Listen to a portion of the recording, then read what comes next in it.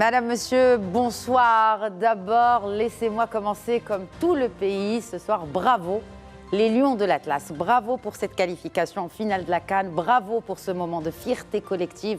Bravo pour ces frissons qu'on a tous partagés hier. Des cafés, des quartiers au salon feutré. Ce n'est pas juste un match gagné ou une qualification en finale de la CAN. C'est un peuple qui se lève, qui y croit, qui se reconnaît dans une équipe qui n'abandonne jamais. Et si je vous parle de football ce soir, ce n'est pas par hasard, parce qu'au même moment, la Banque mondiale vient de publier son nouveau baromètre Business Ready, un rapport qui ne regarde plus seulement les lois, mais ce que vivent réellement les entrepreneurs sur le terrain. Et là, la question devient presque intime. Le Maroc qui gagne sur la pelouse, est-ce aussi le Maroc que vivent nos PME, nos jeunes porteurs de projets ou encore nos investisseurs au quotidien? Sur le papier, nous avons des stratégies plutôt bonne. Dans la réalité, combien se heurtent encore à des délais interminables, à des plateformes qui ne répondent pas, à des services qui ne se parlent pas? Dans un match, on ne gagne pas avec des intentions, on gagne avec du jeu d'équipe, du rythme et de la fluidité. Et dans l'économie, c'est un peu pareil. Ce n'est pas la loi qui crée l'investissement, c'est l'expérience. Alors ce soir, pendant que le Maroc marche vers la finale de la Coupe d'Afrique des Nations, posons-nous cette question simple. Et si la vraie CAN du Maroc, c'était maintenant celle de ses institutions, de ses services publics, de sa capacité à faciliter la vie de celles et ceux qui veulent créer de la valeur et des emplois. Parce que le talent, on l'a, et la passion aussi. Il ne reste qu'à concrétiser l'essai, ou comment et avec quelle tactique pour ne pas rater le but. Pour répondre à ces questions d'actualité, j'ai le plaisir d'accueillir sur le plateau de questions d'actu ce soir le fondateur et associé gérant du cabinet Athena Africa Partners, Alik Thani. Bonsoir et bienvenue. Bonsoir, merci de me recevoir. Très heureux d'être avec vous. Merci, tout le plaisir est pour nous. Marhaba bik. Et un plaisir renouvelé d'accueillir l'analyste économique et expert, entre autres, en affaires footballistiques, Hicham Ben Saïd Alaoui. Bonsoir. Bonsoir, merci d'invitation. Merci à vous d'être avec nous. Et Mbrok Elina. Kamline, Absolument. Fierté partagée. Exact, avant de parler économie, on ne peut pas ne pas parler foot. Et je veux justement vous prendre sur le terrain du cœur. Hier, nos Lions nous ont offert une soirée de folie, une qualification arrachée avec courage et sang-froid. Et en tant qu'observateur, messieurs, en tant qu'analyste, en tant qu'expert, en tant tout simplement que mgharba, que citoyen, qu'est-ce que vous avez ressenti à ce moment-là? Et surtout, qu'est-ce que cette victoire dit de l'état d'esprit au Maroc aujourd'hui? Hicham Ben Saïd Alaoui d'abord. En tant que Marocain, je dirais que c'est une correction d'anomalie. Parce que nous avons une étoile sur le maillot, qui est la dernière CAN, celle de 1976. Nous avons fait une finale depuis, celle de 2004. Et que 22 ans plus tard, on se retrouve en finale pour un pays avec la puissance, l'aura économique, politique, sociale, sportive du Maroc. C'est ce que j'appellerais une correction d'anomalie. Quelquefois, ce n'est pas passé très loin, mais là, cette fois, alhamdoulilah, c'est la bonne. Et pour moi, les as sont alignés parce que l'organisation est au plus haut niveau. L'image véhiculée par le pays, la communion, ce qui s'est passé en tribune, la gestion des flux, la gestion des supporters, la gestion d'une saison touristique bis par rapport à celle qu'on va avoir lors de la saison estivale. Tout est aligné. Il manque juste la cerise, très belle cerise sur le gâteau, qui serait la deuxième étoile sur le maillot, Inch'Allah, ce dimanche. En tout cas, ravi, euphorique, très content. On a exorcisé quelques démons du passé, quelques tirs au but qui ne voulaient pas rentrer lors d'éditions précédentes, quelques frustrations qu'on a pu avoir sur certains de nos stades, notamment la demi-finale face au Cameroun en 88. Beaucoup de choses s'entrechoquent, mais en tout cas, ravi, soulagé, heureux. Il reste une petite marche à faire. Allez les gars, allez Walid, allez à tous, et Inch'Allah, on va le faire dimanche. Et une petite marche avec une grande équipe quand même, celle du Sénégal. Magnifique, de nos frères sénégalais. Exactement, une très belle finale en perspective. Alik Thani, je vais me permettre quand même l'expression « yes we can » finalement. Yes, we can, totalement. Alors moi, ce qui m'a frappé, en plus de tous les points soulevés par Mehdi, c'est la combativité. En fait, évidemment, aucun match n'est facile et le dernier carré de cette CAN a été extrêmement relevé. Pour preuve, les deux demi-finales, mais en particulier la nôtre, où évidemment le Nigeria, comme dit Mehdi, ça fait partie des bêtes noires, ou en tout cas des équipes qu'on redoutait. Et ce qui m'a frappé personnellement, au-delà du soutien total de tout un peuple, des Marocains du monde et de tous nos amis, c'est la combativité qu'on réalisait dans les gros plans. C'est-à-dire, dans les gros plans sur le match, on réalisait à quel point ça demandait un effort, un engagement physique de tous les instants. Et ça, c'était frappant. Et ça vient couronner en effet tout le travail qu'on ne voit pas, nous, en tant que spectateurs et citoyens, qui a été de longue haleine. Ça fait effectivement 22 ans pour atteindre la nouvelle finale, c'est très long. Mais ces 22 ans qui ont été très riches en travail, que ce soit l'infrastructure, le niveau sportif, technique, l'investissement dans le sport. Et tout ça, c'est couronné par un esprit absolument partagé par tous les Marocains, mais où la combativité de l'équipe nous donne raison d'être fiers, tous. Exact, une vitrine footballistique, Hicham Ben Saïd Alaoui, une vitrine aussi économique. Et c'est ce qui nous mène aussi à ce sujet principal que nous traitons aujourd'hui. C'est ce nouveau rapport Business Ready de la Banque mondiale qui montre que, vous avez parlé de combativité, Alex Tani, il parle de compétitivité. C'est un peu la combativité dans le business aussi, d'un pays qui ne dépend plus seulement de la qualité de ses lois, mais surtout de la capacité réelle de l'État à fournir des services publics, etc. Comment transformer, capitaliser concrètement sur cet élan de la CAN, Hicham, en opportunité durable pour le business marocain? Alors, je répondrai sur plusieurs plans. D'abord, je filerai la métaphore footballistique en disant l'équipe qui a gagné lors de la demi-finale face au Nigeria est composée de plusieurs Marocains, d'horizons divers, que ce soit des Marocains qui ont grandi ici ou des Marocains issus de la diaspora marocaine qui fait notre fierté, notre richesse à l'international. Et au sein même des deux, c'est-à-dire les Marocains issus de notre championnat et les Marocains issus d'autres contrées, il y a plusieurs diversités. Quand vous prenez par exemple Yassine Boulon, qui est fils d'universitaire, papa ingénieur par exemple, vous prenez Ayoub Kabi, qui était charpentier jusqu'il n'y a pas longtemps. Oui. Et quand vous prenez dans la diaspora, vous avez des fils d'ouvriers par exemple, c'est tout à leur honneur d'en être là où ils sont. Et vous avez aussi Naila Inaoui, dont le papa était joueur de tennis émérite et donc millionnaire, peut-être un peu plus qu'en dirham. Et tout ceci, tous tirent dans le même sens, sans mauvais jeu de mots, et tous vont faire briller le drapeau marocain. Et c'est ça le Maroc qu'on veut. Également sur le terrain économique, que mon papa soit universitaire, que mon papa soit menuisier, que je n'ai pas de papa, que mon papa à l'étranger soit un sportif émérite et que j'ai grandi dans des super conditions, ou que j'ai grandi dans des conditions économiques un peu plus difficiles. Bon, c'est le One Maroc, One Morocco. Et ce concept, si on pouvait le transposer à l'économie et profiter, surfer sur cet élan, déjà pour prendre confiance et prendre conscience symboliquement de ce que doit être le séquencement des opérations, exactement comme l'a montré Walid, comme l'a montré Fawzi El Khaja, comme l'a montré le cadre de l'économie. Après, deuxième sujet plus terre à terre, ce qu'on pourrait faire, capitaliser sur l'élan de la CAN, toujours d'un point de vue symbolique, c'est d'abord une correction d'une certaine perception. J'ai eu l'occasion de beaucoup voyager, que ce soit en Europe ou en Afrique, notamment de l'Ouest, et peut-être que la perception qu'avaient certains de nos frères et voisins africains de la perception marocaine d'autres pays africains était biaisée. Et là, en soi, c'est un très gros motif de satisfaction. Ça a été l'occasion de corriger beaucoup de perceptions. Oui, le Marocain se sent africain. Oui, le Marocain est fier de la diversité africaine. Le Marocain est hospitalier. Le Marocain n'a aucun blocage psychologique ou sociologique avec d'autres pays africains. Et ça, pour moi, ça peut être un détonateur, si intelligemment exploité, pour une bascule ZLECAf dans laquelle le Maroc occuperait son rôle légitime de grand frère, de par son dynamisme économique, de par son élan, de par son positionnement géostratégique, de par ses accumulations économiques et culturelles. Beaucoup de choses qui peuvent nous permettre de surfer sur cette vague. Et troisième élément, c'est tout simplement la perception du Maroc. Un pays qui tient ses engagements, un pays qui a su évoluer, un pays où il n'y a pas une seule contrée, il n'y a pas la macrocéphalie qu'on a dans beaucoup de pays africains, vous avez plusieurs villes. Et donc, pour beaucoup de touristes aussi qui se disent « Ah tiens, moi je réduisais peut-être le tourisme au Maroc à Marrakech ». Ben non, ils ont Tanger, c'est une très très belle ville, ils ont Agadir, ils ont Fès, ils ont Lyon, ils ont Stat, ils ont Casablanca, ils ont Rabat, ils ont Meknès, et ça change beaucoup de choses. Donc, pour l'instant, les voyants sont ouverts, vraiment ouverts. Il faut réellement capitaliser sur le choc symbolique, le choc de perception, sur tous les éléments positifs qu'on a amenés. Et je pense que nous avons une fenêtre de tir plus unique que rare. Et si nous loupons cette fenêtre de tir, on pourra réellement s'en vouloir parce que jusqu'à présent, nous avons tout bien fait. Mais il ne faut surtout pas s'arrêter là. Bien sûr, dimanche, ramener le titre, mais bien au-delà.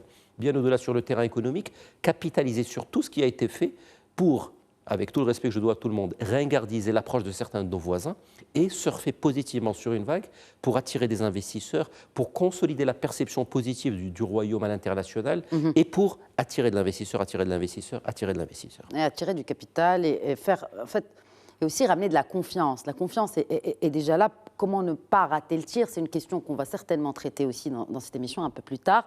Je me tourne vers Alex Tani sur toute d'abord sur ce rapport de la Banque mondiale, Business Ready, c'est un peu le nouveau Doing Business par la Banque mondiale qui met un peu en lumière les atouts, mais aussi les choses peut-être à perfectionner dans les économies de plusieurs pays. Le Maroc en fait partie. Quels sont les éléments qui retiennent votre attention et que peut-être la CAN pourrait aider à améliorer davantage?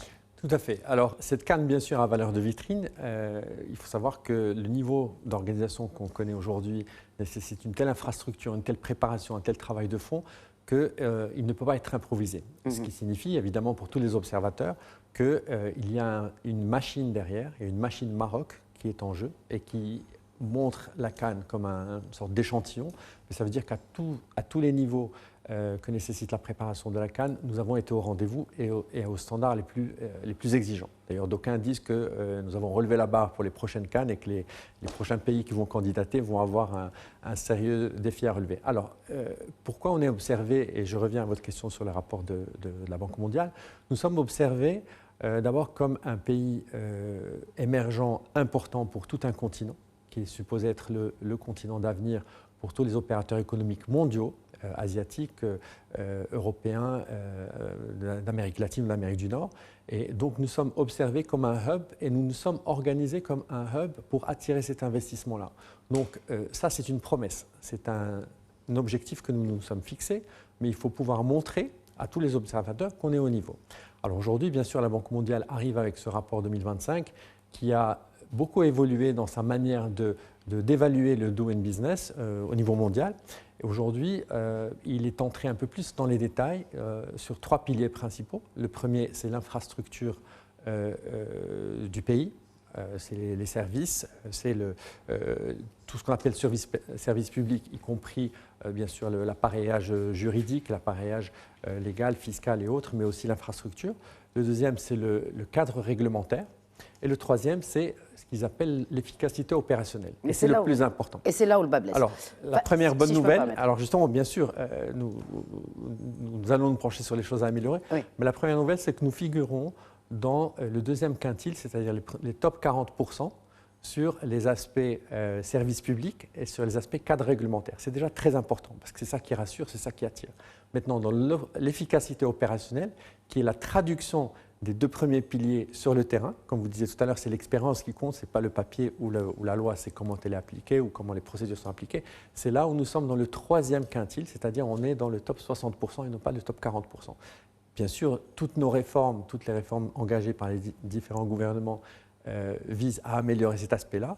Et je dois dire, pour revenir au parallèle fait avec la CAN, que la CAN montre aujourd'hui qu'en termes d'efficacité opérationnelle, je n'en prends pour preuve que les délais que nous avons mis à réaliser des infrastructures phénoménales dans un délai record, que les gens ne croient pas, à tel point que certains en doutent. Ça, c'est un exemple. Ça veut dire que nous... Par des Marocains, si je peux me permettre de vous interrompre, et ça, c'est vraiment un fait inédit et très important à relever. Et on applaudit d'abord nos entreprises marocaines. Tout à fait. Et aussi ceux qui ont travaillé sur le terrain. Ce ne sont pas des Chinois, ce ne sont pas des Turcs. C'est bien Ouled Bled, ce sont bien des Marocains bâtisseurs. Tout à fait. Ça veut dire que l'efficacité opérationnelle peut se faire dans notre pays avec nos propres ressources. Et ça, c'est le pilier, si vous voulez, pour revenir au rapport, c'est le pilier dans lequel nous avons encore des progrès à faire. Évidemment, nous avons l'œil rivé dessus. Pourquoi ? Parce que la promesse, quel que soit le niveau, quel que soit le secteur, quel que soit le sujet, la promesse qui est faite, elle va se traduire sur le terrain. Et le terrain, c'est l'efficacité opérationnelle. Alors, bien sûr, on peut se féliciter de classement très honorable, parce qu'au niveau africain, nous sommes numéro 2, mais au niveau mondial, on est dans le 2e quintile. Donc, encore une fois, sur le cadre réglementaire et sur l'infrastructure, les services publics, mais l'efficacité opérationnelle, c'est les entrepreneurs, c'est le capital humain, c'est les opérateurs économiques financés. Et c'est là, j'imagine que dans la suite de la discussion, nous allons nous pencher sur comment améliorer ces aspects-là. Exactement, on va y revenir. Alors, justement, parlons de ces sujets. Hicham Ben Saïd Alaoui, quelle est aujourd'hui, où se situe la frontière entre la lenteur administrative et peut-être une bureaucratie bloquante ? Alors, j'aimerais rebondir sur ce qu'a dit Si Ali en étant d'accord avec lui dans les très très grandes lignes, effectivement sur le fameux triptyque, sur la théorie, ce que j'appellerais la théorie, c'est-à-dire le cadre réglementaire. On est bon. le second quintile, c'est-à-dire le deuxième 15e sur 100, une économie, c'est bon. Et lorsque on le compare à des éléments concrets, oui, effectivement, une banque au Maroc ne fait pas n'importe quoi, ne peut pas faire ce qu'elle veut. Il y a une réglementation très stricte de Banque El Maghreb. Une compagnie d'assurance ne peut pas faire ce qu'elle veut. Il y a la CAPS qui veille au grain. Lorsque vous voulez construire un bien, on parlait des stades, etc., vous ne pouvez pas faire ce que vous voulez. Vous avez un permis de construire, obtenir des autorisations. C'est très normé, c'est très carré avec des bureaux d'études, etc. Donc là, la perception empirique par rapport à l'évaluation de la Banque mondiale sur cette dimension me fait dire oui, sur la théorie, avec un grand T, nous sommes bons, objectivement. Sur le deuxième aspect qui est le CAPEX, sur lequel on est également dans le deuxième percentile. Oui, nous sommes bons, parce qu'effectivement, Tangemed, le port de Dakhla, les autoroutes, les gares, les terminaux d'aéroport, etc., ce n'est pas une vue de l'esprit. Ce n'est pas de l'intelligence artificielle, comme diraient quelques esprits chagrins pas très loin de notre pays. C'est de l'intelligence marocaine réelle. Et donc, de ce point de vue-là, oui, effectivement, par empirisme, là encore une fois, constatation pratique, nous sommes meilleurs. Sur ce volet d'efficience opérationnelle, et c'est là qu'on y vient, sur lequel d'ailleurs il me semble, mais c'est un détail qu'on est plutôt dans le quatrième quintile. Mais à la rigueur, c'est un détail. Sur ce volet-là, c'est la question philosophique. Est-ce qu'on veut aller vite ou bien on veut aller bien? Dans l'idéal, on voudrait aller vite et bien. Typiquement, l'exemple qu'on a cité qui m'a l'air pertinent de la construction d'un stade. On veut aller bien. C'est-à-dire on construit un stade qui fait la fierté de tous les Marocains, tous les Arabes, tous les Africains, etc. Mais encore fait-il ne pas aller trop vite. Et pour ce faire, il y a des obligations... Qu'est-ce que vous appelez vite? Parce que vous parlez CAPEX, parlons en chiffres, on parle de quelle échéance parce que c'est intéressant, on parle d'infrastructures. Il y a des infrastructures, vous avez évoqué le Tangemed, pour ne citer que ce port aujourd'hui qui fait partie vraiment du top 10 des ports mondiaux, dans sa catégorie. On en sent les résultats, mais de l'autre côté, on voit qu'un secteur industriel, par exemple, n'arrive pas à atteindre la vitesse de croisière souhaitée. Et on le voit aussi, ne serait-ce que pour les chiffres à l'export de 2025, qui sont un peu, je ne dirais pas en baisse, mais beaucoup moins importants que nos ambitions. Pourquoi? Quel est le goulot d'étranglement pour ne pas traduire justement ces investissements colossaux, il faut le rappeler, en création de valeur, création de richesse, création d'emplois? Alors ça, c'est un super exemple que vous me tendez, Khadija, pour pouvoir épiloguer là-dessus. J'aimerais juste revenir à l'histoire des stades, très rapidement, pour dire c'est un exemple, grandeur nature, dans lequel on a travaillé très vite et très bien. Les stades sont magnifiques, on les a fait dans un temps record. Et là, lorsque vous avez la théorie, c'est-à-dire tout ce qui est tout risque chantier, autorisation de construire, réuni, le CAPEX réuni, les gens qui gèrent avec un transfert d'expertise, avec des compagnies marocaines qui ont su relever le défi, ça donne quelque chose d'exceptionnel. C'est-à-dire au Maroc, on peut avoir les trois dimensions, quand bien même on serait en retard sur la troisième. L'exemple des stades en est un. L'exemple de Tangemed, qui est pour moi un très très bon exemple. Est-ce qu'on peut faire le procès aux entreprises marocaines d'exporter un peu moins, alors que le dirham est plus une monnaie orientée et visant la réduction d'un déficit commercial? Parce que le Maroc étant un pays importateur net, le dirham est une devise forte qui est arrimée à 60% sur l'euro, à 40% sur le dollar, avec une zone de flottaison de 5%. Tout ceci va nous permettre d'importer à des prix relativement figés. Mais lorsqu'il s'agit d'exporter, on sera en concurrence défavorable pour nous face à un Ghanéen avec le cédi qui sera en train de filer, ou un Tunisien face à son dinar, ou un Nigérian face à son naira, par exemple. Et donc là, pour moi, c'est un exemple. Le CAPEX est là. Mais le CAPEX en soi ne peut pas tout faire s'il n'y a pas une chaîne de valeur globale. Le jour où peut-être on aura un dirham qui ne sera pas arrimé sur l'euro et le dollar, on laissera filer le dirham, peut-être qu'on va importer plus cher, mais peut-être qu'on pourra exporter plus facilement. Donc ce n'est pas qu'une question de CAPEX en silo, et une fois qu'on aura réglé le problème du CAPEX, on va passer à l'efficience de l'OPEX. C'est une configuration globale et il faut trouver l'équilibre. À l'instant T, l'équilibre qui a été trouvé, je pense, c'est de dire cadre réglementaire doit être figé, doit être verrouillé, ce que j'applaudis, parce qu'il y a des équilibres macro dans ce pays qui sont autrement plus importants. Deuxième, c'est consolider le CAPEX avant de passer à un équilibre au niveau de l'efficience opérationnelle. Et ça, pour moi, ça devrait se faire sur 2 générations, sur 1 génération et demie. Si on veut aller trop vite, on peut se retrouver à confondre vitesse et précipitation, et ça ne pourrait pas de toute manière, à mon sens, être efficient à horizon 5 ou 6 ans. Il faut aller plus vite quand il faut aller plus vite lorsqu'on est objectivement lent, mais dans certains cas, ce serait juste confondre vitesse et précipitation, et je pense qu'il faut prendre le temps de se poser, ne pas aller plus vite que la musique, et on va y arriver. Mais il faut un peu de patience. La musique, quand même, elle a un certain tempo. Et quand on voit, vous avez évoqué les économies africaines, on voit quand même que le tempo y est assez élevé. Un commentaire, Alex Tsiani, par rapport à cela et surtout par rapport à au secteur. Bon, est-ce que vous êtes déjà d'accord sur il ne faut pas aller trop vite? Alors, je pense qu'effectivement, l'équation a plusieurs variables, dans le sens où on tient au Maroc à participer à un écosystème ouvert, international, et tout en maîtrisant un certain nombre d'objectifs macroéconomiques que nous avons. La maîtrise de l'inflation, par exemple, a été un élément de gestion de l'économie marocaine extrêmement important, et nous avons été heureux d'avoir réussi à relever ce défi-là, parce qu'il a assuré notre stabilité pendant toutes les crises consécutives qu'on a connues ces dernières années, et sans oublier la crise Covid qui a été très importante.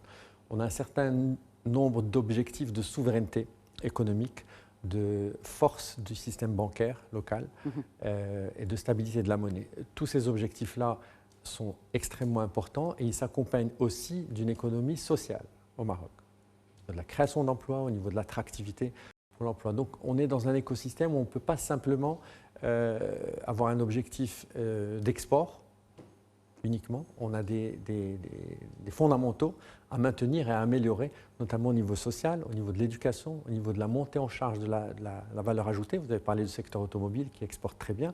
Le secteur automobile, au-delà d'export dans le sens fondamental, c'est-à-dire le volume global, il s'est accompagné de toute la création d'un écosystème national, c'est-à-dire l'augmentation du taux d'intégration locale. Exact. Ça, c'est du savoir-faire, c'est de l'industrie de long terme, c'est de l'industrie qui peut se diversifier à mesure que les technologies avancent. Aujourd'hui, on parle des batteries, on parle des véhicules électriques, etc. Donc il y a des acquis non chiffrés, si vous voulez, sur le court terme, qui ont été importants à accomplir et qui continuent d'être très importants. Moi, il me semble que l'équilibre est plutôt favorable au Maroc dans ses résultats.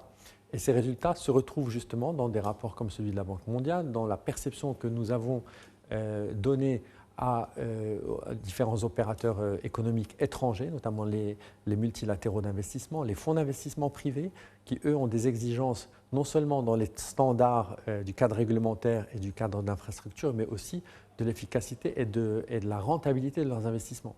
Donc, eux, ils sont précisément sur le terrain. On parlait tout à l'heure de la dichotomie entre la feuille de route ou le cadre théorique, mais aussi opérationnellement. Nos entreprises sont rentables, elles sont attractives, de par le résultat combiné de cette stabilité monétaire, inflationniste, etc., et des compétences que nous pouvons avoir. Donc c'est une question complexe, c'est réellement la grande équation de l'économie marocaine, si vous voulez, mais aujourd'hui, force est de constater que, premièrement, au niveau continental, nous émergeons régulièrement, quelle que soit la coupe qui est faite, quelle que soit l'analyse qui est faite dans le top 5, top 10 du continent, ce qui n'est pas rien. Nous émergeons comme une force régionale, parce que nous avons un marché, somme toute, relativement limité dans sa taille. Donc nous émergeons comme un hub pouvant rayonner sur au moins une partie du continent, je pense notamment à l'Afrique de l'Ouest. Donc je trouve qu'aujourd'hui, la vitesse à laquelle nous progressons semble être satisfaisante. Nous le sentons sur le terrain en tant qu'opérateurs économiques nationaux, mais également dans nos rapports. Quels sont les retours que vous avez justement quand vous êtes en contact avec ces investisseurs étrangers, hein, oui, bien sûr. Après, on parlera de l'investisseur local aussi, oui. De l'investisseur étranger. Comment voit-il le Maroc, Alex Tsiani, et les fonds d'investissement aussi? Alors, ces opérateurs-là, ils ne s'arrêtent pas aux chiffres, ils ne s'arrêtent pas au rapport de la Banque mondiale. Ils viennent beaucoup sur le terrain rencontrer les opérateurs locaux, leurs alter-ego, leurs équivalents. Et le retour que moi j'ai personnellement, c'est que la première chose qui frappe, parce que les gens viennent au Maroc, ils connaissent le Maroc. Donc on ne s'arrête pas à l'infrastructure, aux routes bien sûr, il y a toujours l'effet positif en général, assez partagé par de nombreux intervenants qui viennent. Mais ce qui les frappe le plus, c'est la qualité du capital humain. La qualité du capital humain aujourd'hui au niveau des opérateurs, qu'ils soient publics ou privés. C'est-à-dire qu'aujourd'hui, quand on introduit un investisseur potentiel face à un entrepreneur, un industriel, face à des pouvoirs publics, face à des banques ou des opérateurs financiers de façon générale, nous parlons le même langage, nous avons le même niveau de sophistication. En fait, les standards avec lesquels nous apparaissons face à nos interlocuteurs, en général, sont extrêmement bien reçus. Et pour avoir également des échanges dans d'autres pays du continent, la perception que nous avons et du Nord et du Sud converge. C'est-à-dire que nos amis de nos frères d'Afrique de l'Ouest nous voient comme des interlocuteurs sophistiqués, capables d'intervenir de façon efficace. Et là, bien sûr, il y a les autres niveaux de relations qui interviennent, les relations historiques que nous avons avec certains pays européens ou du Moyen-Orient ou africains, viennent rajouter une couche de confiance. Et ça, c'est un mot très important, la confiance. Mais la confiance ne se décrète pas. La confiance, elle va venir par la qualité des échanges, par le fait de tenir parole et de promettre des choses et les faire, et de décrire, quand on décrit par exemple le Maroc, quel que soit le secteur, à un opérateur qui va y venir pour la première fois, y compris nos voisins espagnols par exemple, qui ont plus vite fait d'aller en Amérique latine, qui est loin, qui a un décalage horaire, etc. Ils ont aujourd'hui une perception qui s'améliore très très rapidement et très nettement du Maroc, parce que nous avons des échanges sur le terrain et ils sont obligés de constater qu'il y a eu des progrès faits depuis une vingtaine d'années qui sont remarquables. Donc sur la vitesse, moi je trouve que dès lors qu'on accompagne nos volontés de développement avec une dimension sociale importante, et Dieu sait qu'elle est très importante au Maroc, que ce soit au niveau de l'inclusion financière, l'alphabétisation, le fait que le train embarque tout le monde, et pas seulement une élite ou pas seulement une fraction de la société, ça je trouve que ce sont des objectifs louables et on y arrive assez bien aujourd'hui. Mais on a besoin de boosts comme la CAN, comme le football, comme les choses qui vont créer du lien social au-delà même du Maroc. Alors, c'est intéressant parce que vous avez parlé d'élite, il y a aussi cette idée que tout ce que vous décrivez là bénéficie à une certaine catégorie d'entreprises. Vous avez parlé tout à l'heure du taux d'intégration, mais est-ce que cela est accessible à tous? Est-ce que la PME, est-ce que le jeune entrepreneur peut aussi aspirer à entreprendre, à investir aussi? Ou effectivement, ça reste quand même une tranche. D'ailleurs, la charte de l'investissement est venue, en théorie, encore une fois, répondre à ce besoin pour les TPME, les toutes petites et moyennes entreprises, parce qu'elles représentent, rappelons-le, l'essentiel de notre tissu entrepreneurial, c'est plus de 95%. Hicham Saïd Alaoui. Alors, je partage totalement ce qu'a dit Sia Ali. Moi, je rajouterai juste quelques points, si vous me le permettez. Lorsque vous parlez à un investisseur étranger, qu'est-ce qu'il vous dit? Il vous dit, votre première qualité en tant que pays, il est capable de se projeter dans un pays comme le Maroc. Vous avez une stabilité politique, alhamdoulilah, qui fait que nous sommes confiants. Deuxième élément, ils vont vous dire, si je fais un résultat net, contrairement à pas mal de pays africains, je n'aurai pas de complexité bureaucratique ubuesque à transférer mes dividendes. Si j'ai quelque chose qui m'appartient, il n'y a aucun débat pour la faire sortir dans les règles de l'art en totale légalité. Si j'envoie des cadres compétents de France, d'Italie, d'Angleterre, ils auront les meilleures écoles ici. En plus, il fera beau, les gens seront bienveillants, seront hospitaliers. Je pourrai avoir un bel appartement, une belle maison et j'aurai des infrastructures dignes de ce nom. C'est-à-dire qu'il y a beaucoup de choses qui sont là. Même rajouter des éléments plus micro, il n'y a pas de décalage horaire avec l'Europe. Là, le taux de conversion du dirham est une monnaie disponible. Il n'y a pas de double cotation du dirham comme c'est certains de nos voisins où vous avez un cours officieux, un cours officiel. Il y a beaucoup de choses qui semblent pour nous du ressort de l'acquis. Alors que pour beaucoup d'investisseurs qui ont une vision un peu fantasme et orientaliste de l'Afrique avec un grand A, ils disent finalement vous êtes très avancé sur un certain nombre de choses. En revanche, et ce qui me permet de faire la transition à ma réponse à la question précise, ils vont dire là où le bas blesse peut-être, c'est tant pour certaines catégories au niveau du capital humain, vous avez des ressources qui sont polytechniciens, qui sont centraliens, qui ont fait les meilleures écoles de commerce, vous avez des lycées d'excellence, il n'y a pas de débat. Mais le reproche qu'on peut nous faire parfois, pour certaines fonctions intermédiaires, disent peut-être par rapport à la rémunération qui est octroyée, on n'en a pas forcément pour notre argent. Désolé d'être trivial, mais juste pour que mon message passe de manière plus claire. Et donc s'il y avait des poches également à développer pour nous positionner dans une logique d'investisseurs proactifs marocains, pas uniquement d'investisseurs qui subissent une situation. Il y a pas mal de choses à développer en termes de montée en compétences des ressources humaines, en termes de brevets, en termes de recherche-développement, en termes de différenciation, en termes de peaufinage d'un business model qui soit plus fin et plus pointu. Aujourd'hui, Nous sommes, si on parle de 93% du tissu industriel qui est composé de PME, mais est-ce qu'il y a réellement des facteurs de différenciation? Est-ce qu'une PME peut se targuer de dire « je suis market leader » ou bien « je suis dans le top 20 parce que j'ai 3 brevets, mes concurrents en ont 1 » Est-ce que j'ai recruté 3 Bac+8 ? Est-ce que j'ai une filière recherche et développement ? Est-ce que j'ai consacré tant d'heures à la décarbonation ? Malheureusement, nous sommes très loin de ce type de sujet encore aujourd'hui. Nous sommes dans un triptyque qui sait qu'il va un petit peu casser les prix, qui sait qu'il va patienter un peu plus en termes de délai de paiement. Heureusement que la loi 69-21 est venue caper ça. Qui sait qu'il va essayer de trouver quelques pendants, pas forcément business, pour essayer de faire tourner la machine de l'économie. Et donc, moi, si je devais inverser le débat, du point de vue de l'investisseur, qui certes, de manière assez légitime, pourra nous dire « moi, en termes d'accès au financement, si je n'ai pas forcément de garantie, on va me demander une caution personnelle et solidaire. Est-ce que j'ai un patrimoine qui me permettra de lever des fonds? Est-ce que moi, en tant qu'investisseur, je suis outillé pour payer autant d'impôts? Parce que parmi les éléments qu'il y a dans le classement Business Ready, qui tire notre note vers le bas, il y a le poids de la fiscalité. Fiscalité lourde, mais d'un autre côté. Oui, mais il fallait faire plaisir aussi aux Européens et revoir aussi certains avantages fiscaux qu'on donnait aux investisseurs étrangers pour sortir de cette fameuse liste grise, on va dire. Et il faut savoir ce qu'on veut. On parlait du triptyque. Oui, mais bon. Pour financer le CAPEX, il faut bien des impôts. C'est un peu le cercle vicieux qui peut devenir vertueux. Ou vertueux, bon. On se situe. Oui. Donc, effectivement, un investisseur, s'il venait lancer son entreprise et qui me disait « si je veux recruter, je dois payer relativement cher une compétence qui m'a l'air normalement devoir coûter moins cher, je paye peut-être un peu d'impôts, j'ai un peu de difficulté d'accès au financement ». J'entendrai parfaitement ces débats. Mais je retournerai la question, est-ce qu'aujourd'hui, si un investisseur vient avec un vrai projet, bien ficelé, calculé, avec des éléments techniques de différenciation, nous sommes dans un pays où les barrières à l'entrée, pour moi, sont très très faibles. Il n'y a qu'à voir des gens qui réussissent. Ce ne sont pas tous et toutes des filles et des fils d'eux. On peut très bien réussir en venant d'un milieu ultra défavorisé, faire des super études, avoir 3 cliniques, devenir chef d'entreprise, etc. Mais dans la réalité quotidienne de l'entrepreneur marocain, il y a des points de rupture. Quels sont ces vrais points de rupture? C'est-à-dire, ce que vous dites là, c'est que tout le monde a sa chance, mais est-ce que tout le monde a sa chance pour avoir, par exemple, accès au financement?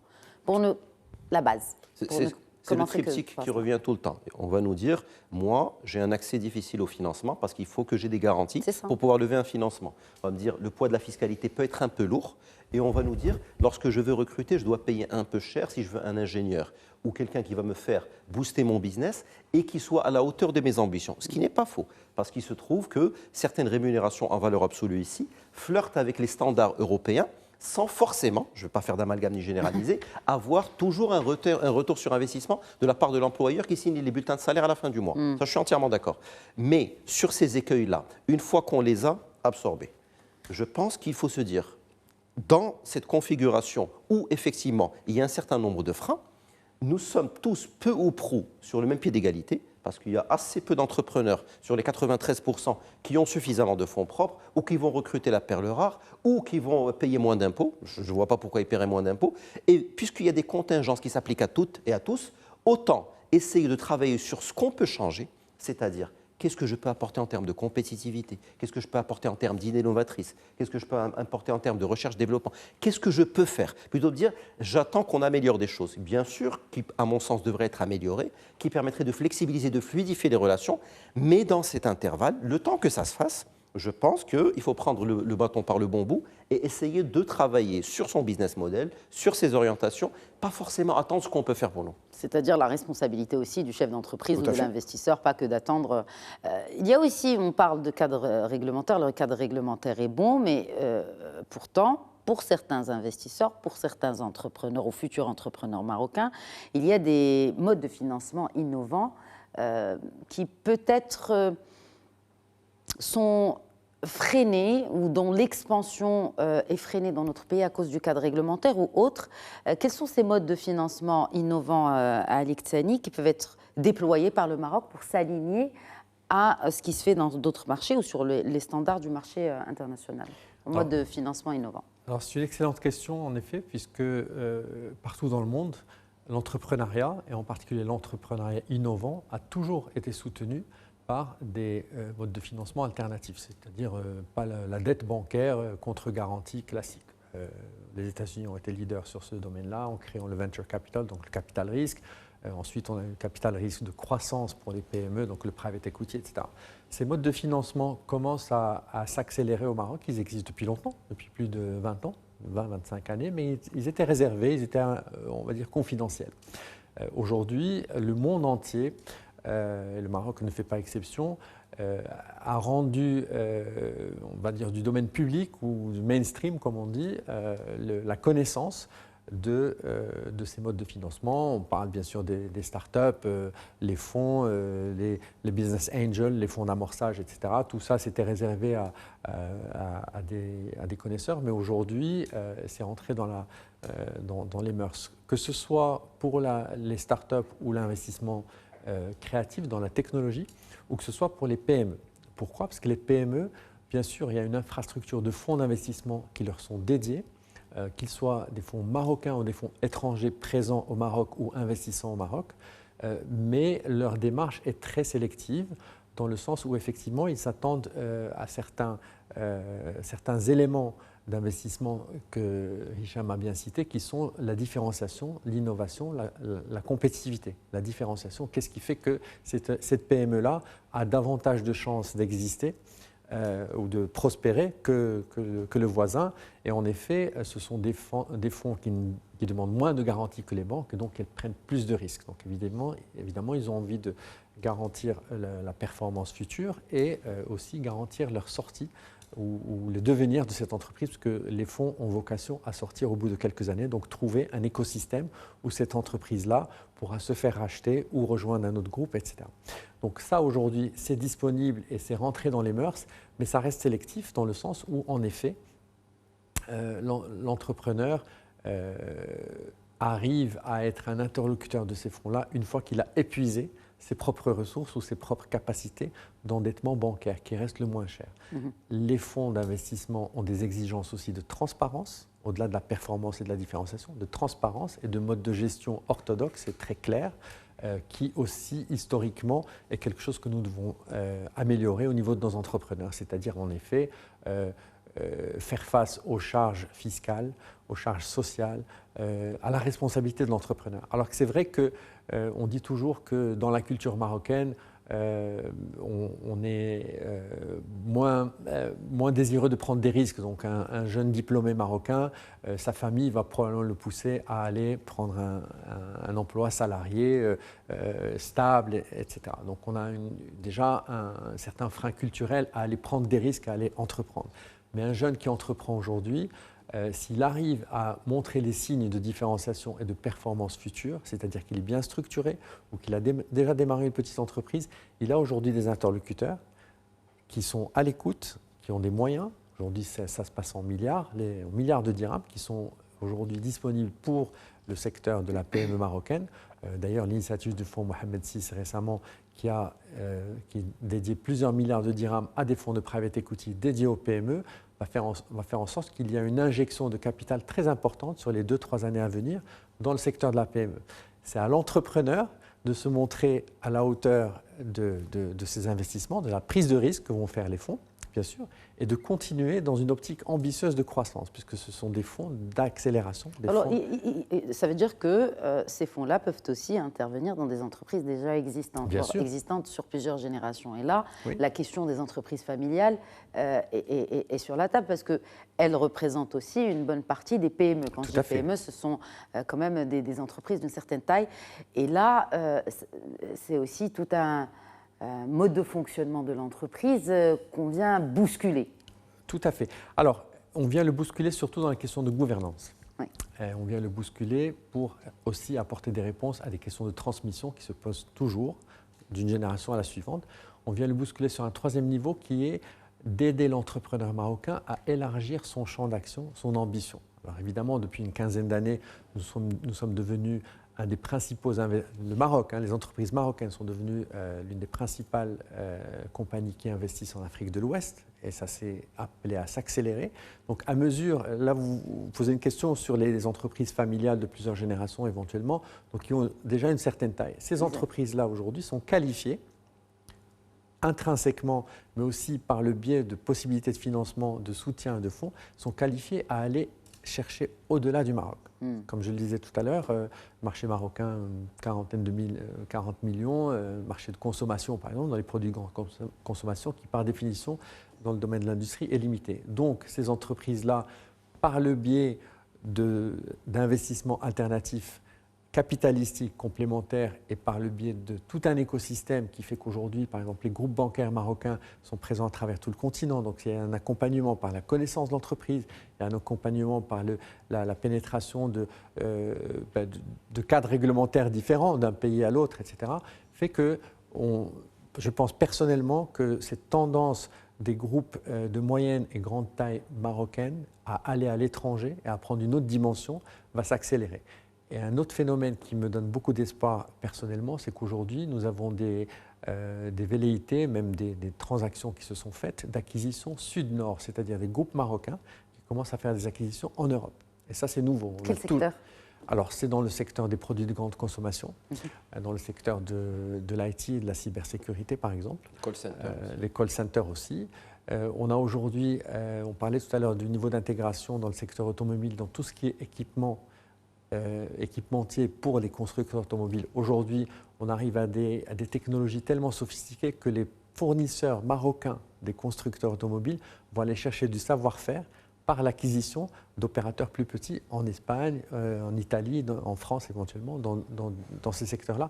Donc ça, c'est une tendance qui me donne beaucoup d'espoir parce qu'elle signifie qu'en effet, ces groupes qui sont marocains, maroco-marocains, ont aujourd'hui les moyens et l'ambition et le mindset d'être conquérants. Alors bien sûr, pour finir sur la transition générationnelle, il faut dire aussi que ces groupes-là se sont dotés de ressources humaines de grande qualité, qu'elles soient familiales ou non.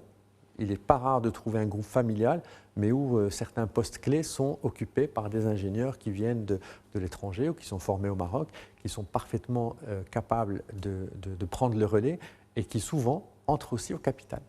Donc ça devient un capital hybride entre la famille historique, si vous voulez, et les nouveaux cadres qui, on voit au chapitre, qui sont autour de la table, pas seulement en tant qu'employés, mais en tant que co-entrepreneurs.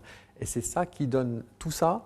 Ça donne, en résumé, ça donne un signal d'investissement au fonds d'investissement, un signal de qualité et de pérennité des entreprises. Et aussi au talent, pour revenir. Au Parce talent, que vous l'avez bien sûr. évoqué, Alors, on a très tellement important. de matières grises là, un peu partout. C'est le cas aujourd'hui. Il y a beaucoup de retours. Il y a beaucoup de retours. Il faut retours. savoir que le relatif, j'insiste sur le mot relatif, le relatif marasme économique en Europe continentale pousse énormément de cadres marocains de très haut niveau à envisager sérieusement le retour au Maroc par la combinaison de l'accélération que connaît le Maroc et la qualité de vie dont on parlait tout à l'heure. Donc, et puis, pour revenir à la CAN, c'est une vitrine qui montre quand même que le pays est en très forte accélération, qu'il y a une euphorie.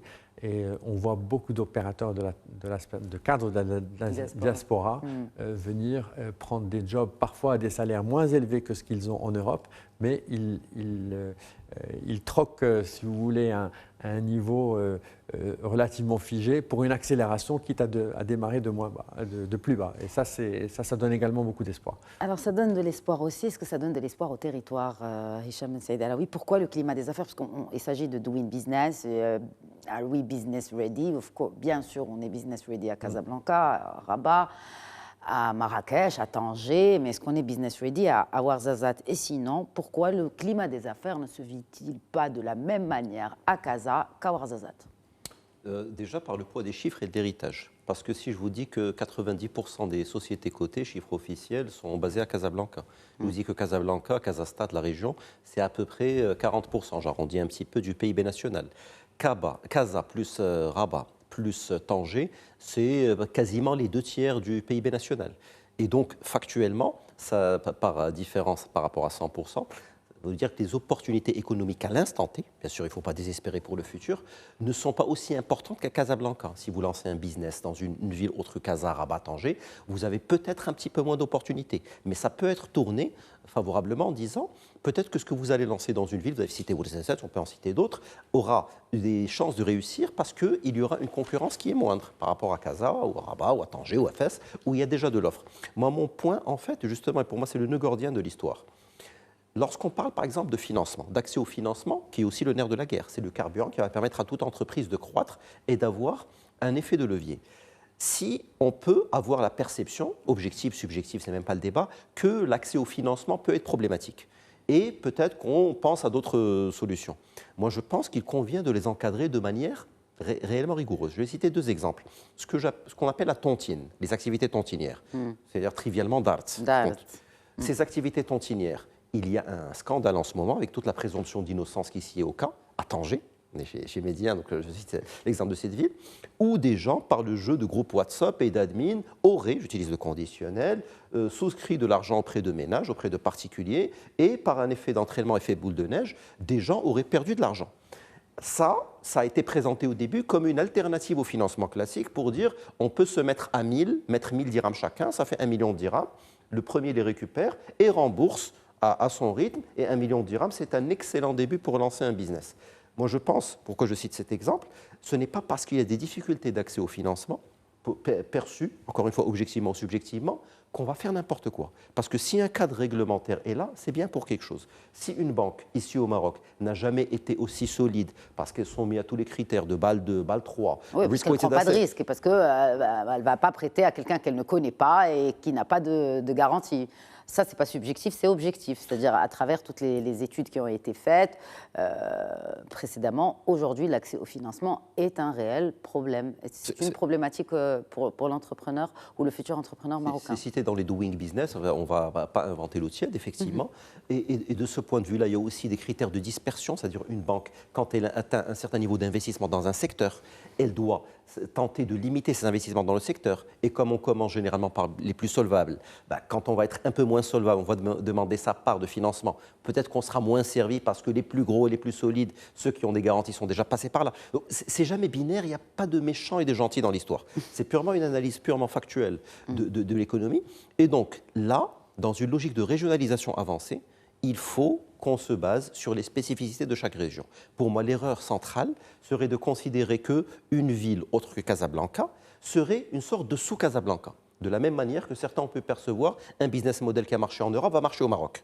Non, je trouve cette approche assez déplacée. Je pense qu'on a cité l'exemple de Ouarzazate, on peut citer l'exemple de beaucoup de villes. Il y a des spécificités. Il y a des activités du terroir, des activités du tourisme, il y a de l'écotourisme, il y a du lodging, il y a de l'infrastructure dédiée qui va faire qu'on peut développer Ouarzazate, mais si on prend conscience que les spécificités de la région sont parfois antinomiques avec celles de Casablanca. Bien sûr. Et c'est ce qui fait la richesse de Ouarzazate. Mais c'est la responsabilité de qui? C'est là, parce que est-ce qu'on va tout demander à l'exécutif? Est-ce qu'on va imposer aux investisseurs d'aller investir à Ouarzazate? Qu'est-ce qu'il faut et qui doit gérer quoi, en gros?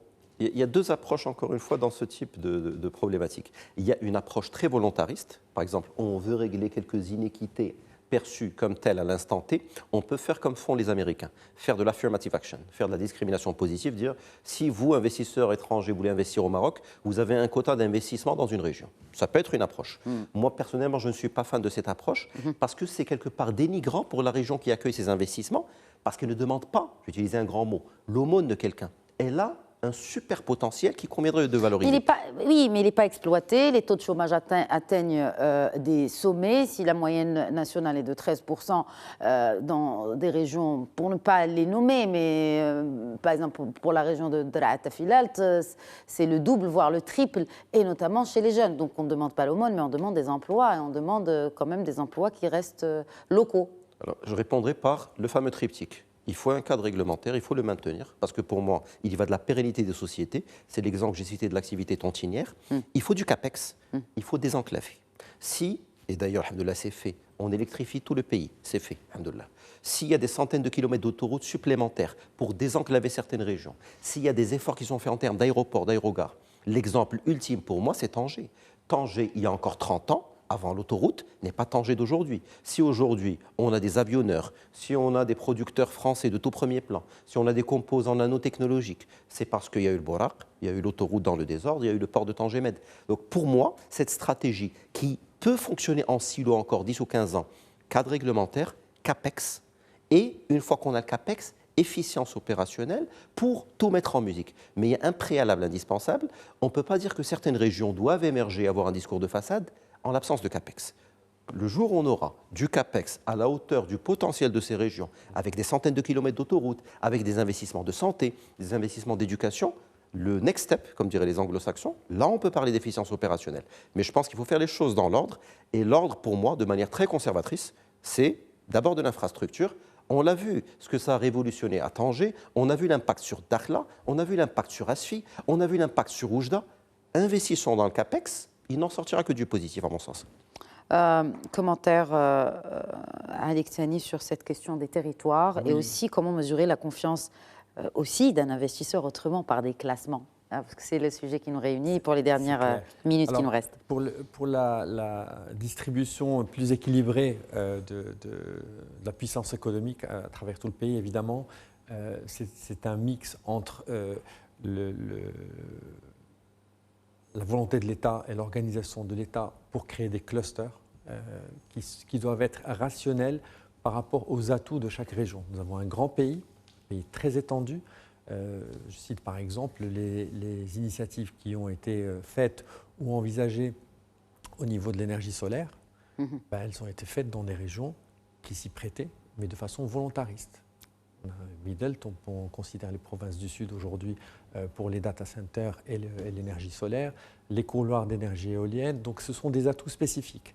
Mais il faut que ce soit conduit par une volonté réelle et une volonté rationnelle, économiquement rationnelle, et un accompagnement d'infrastructures. Hicham a tout à fait raison en disant que dès lors qu'il y a une infrastructure, notamment logistique, ça accélère immédiatement et mécaniquement l'attractivité d'une région. Vous avez aussi des clusters spécifiques qui peuvent être créés autour d'un leader. Je pense par exemple à l'écosystème UM6P OCP à Ben Gurir qui aujourd'hui émerge comme une zone d'excellence pour tout ce qui est innovation, brevets, santé, recherche, etc. Je pense au cluster de Kenitra, qui a été créé autour de l'activité automobile, mais qui va largement dépasser cette activité-là pour la zone atlantique, donc la zone atlantique automobile, la deuxième zone automobile du Maroc, parce qu'on aurait pu être tenté de tout mettre à Tanger. En fait, on a une poussée phénoménale sur Kenitra, parce qu'il se trouve que cette ville a bénéficié d'une priorisation de la part des pouvoirs publics et d'un accompagnement orienté sur un principal donneur d'ordre. Donc et peut-être aussi penser à plugger, si je peux me permettre l'expression, les clusters sur des installations déjà existantes. Si vous parlez d'énergie renouvelable, on aspire aussi à tout simplement produire, à fabriquer soit des panneaux solaires, je ne sais pas ce qui est utilisé comme technologie. Je suis pas l'intégration industrielle est absolument obligatoire. Elle est clairement dans les objectifs qui sont fixés. Ce sont des objectifs qui prennent du temps. Mais le fait d'avoir une orientation sur un secteur donné va automatiquement, comme ça a été le cas dans l'automobile, créer tout l'écosystème qui va avec. Je peux citer une autre région, c'est la région du Souss, autour de la ville d'Agadir, qui est une ville et industrielle et agricole, et qui est leader dans sa région. C'est une ville qui peut être extrêmement attractive pour encore d'autres clusters au niveau de la transformation des produits agricoles, qui a encore beaucoup d'avenir devant elle, etc. Mais il faut désenclaver, avec un accompagnement, bien sûr, des pouvoirs publics et de l'infrastructure, mais surtout, tout le long, tenir un discours extrêmement rationnel face aux opérateurs économiques privés. C'est-à-dire que si Renault est venu à Tanger, si Stellantis est venu à Kenitra, c'est qu'ils s'y retrouvent. Ils se retrouvent dans la rationalité économique, la rentabilité qu'ils peuvent attendre, la logistique qui leur permet de faire leur travail, exporter notamment les véhicules, le capital humain, très important, etc. Si demain, Ben Gurir continue d'être un centre d'excellence en termes de recherche technologique, vous aurez demain peut-être des Google, des Meta et autres qui vont dire tiens, l'Afrique, on va faire rapidement le compte, c'est le Maroc. Et le Maroc, dans notre domaine, c'est Ben Gurir. C'est la prochaine Silicon Valley. C'est l'entonnoir qui a une rationalité à tout point de vue et qui, au final, bénéficie au Maroc. Mais d'un Maroc décentralisé. Un Maroc où le business où on est ready pour le business. Et tout n'est pas à Casablanca. Merci à Alex Tani. Et merci à vous aussi, Hicham Ben Saïd Alaoui. Merci à vous. Voilà, c'est la fin de cet épisode de Questions d'Actu. Merci de nous avoir suivis. Très bonne soirée à tous.